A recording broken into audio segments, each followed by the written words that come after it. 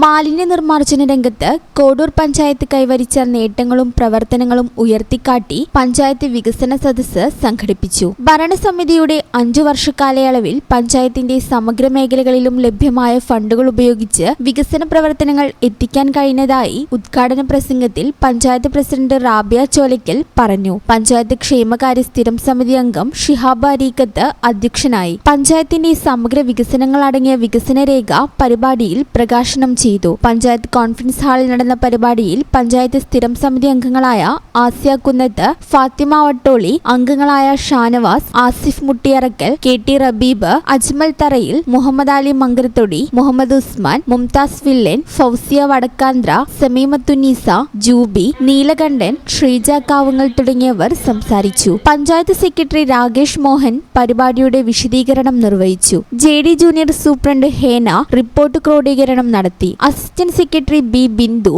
നന്ദിയും പറഞ്ഞു. ഈ ചാനൽ ന്യൂസ്, മലപ്പുറം. ഞങ്ങളെപ്പറ്റി നിങ്ങൾക്കല്ലേ കൂടുതൽ അറിയുന്നത്? പരിശുദ്ധിയുടെ സുവർണ പാരമ്പര്യം. Hayath Golden Diamonds, Valanchery.